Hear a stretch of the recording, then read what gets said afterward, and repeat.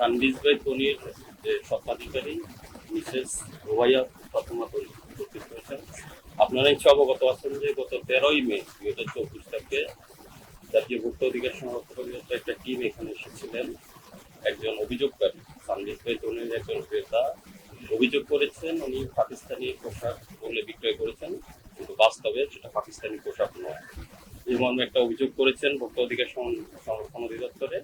সেই প্রেক্ষিতে একটা টিম এখানে এসেছিলেন এবং বিভিন্ন এখানে বেশ কিছু অ্যানোমালিজ পেয়েছেন সেখানে, যে পাকিস্তানি পোশাকের সপক্ষে কোনো তথ্য প্রমাণ বা দলিল প্রমাণাদি প্রদর্শন করতে পারেননি।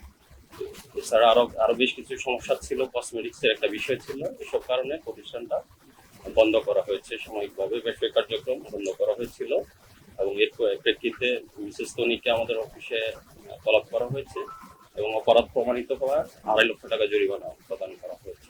এবং সেই সাথে তনির ব্যবসা কার্যক্রম পরিচালনার জন্য ভোক্তার স্বার্থে 10টা তাকে শর্ত মেনে চলার জন্য বলা হয়েছিল, 10টা গাইডলাইন।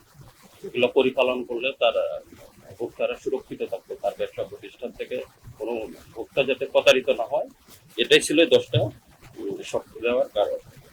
সেই প্রেক্ষিতে মহামান্য আদালত আমরা আজকে সকালে একটা ডিরেকশন পেয়েছি যে তার দোকানটা খুলে দিতে হবে। আমরা একটা সে প্রেক্ষিতে আজকে দোকানটা খুলে দিয়েছি এবং মহামান্য আদালতের আরেকটা শর্ত ছিল তাকে পাকিস্তানি ড্রেস যাতে বিক্রি না করে সেটা পরিপালন করতে হবে।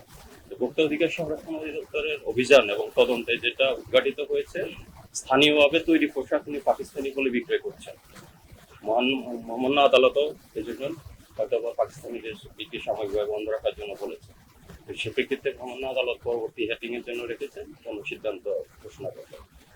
আজকে আপনারা উপস্থিত ছিলেন, আমরা তার প্রতিষ্ঠানে খুলে দিয়েছি, সে তার দোকানে যাবতীয় মালামাল সহ বুঝে পেয়েছে। আচ্ছা, একটা বিষয় আমরা জানি যে 10 তারিখ হাইকোর্ট যে আদেশটা দিয়েছে দোকানটা খুলে দেওয়ার জন্য, আজকে 12 তারিখ 2 দিন পরে এসে গেল।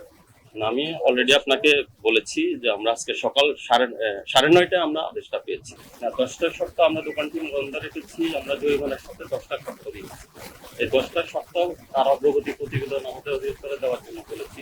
এরপরে কিন্তু উনি যোগাযোগ না করার প্রেক্ষিতে তার প্রতিষ্ঠানটা খোলা হবে কিনা এই আদালতে ওটা ওনার একান্ত নিজস্ব বিষয়, সেটা উনি বলতে পারবেন, সেটা আমাদের জানার বিষয় না। ভোক্তা অধিকার সংরক্ষণ অনুযায়ী, ভোক্তা অধিকার সংরক্ষণের 27 ধারা অনুযায়ী যে প্রতিষ্ঠান বন্ধের নির্দেশনা হয়েছে সেই অনুযায়ী আমরা কাজ করেছি, সেই অনুযায়ী প্রতিষ্ঠান বন্ধ করা হয়েছে। আপনার ছবি গতকাল আমরা পাইনি, এটা আমরা আজকে সকাল 9:30টায় পেয়েছি, সেটা আমাদের প্রমাণ।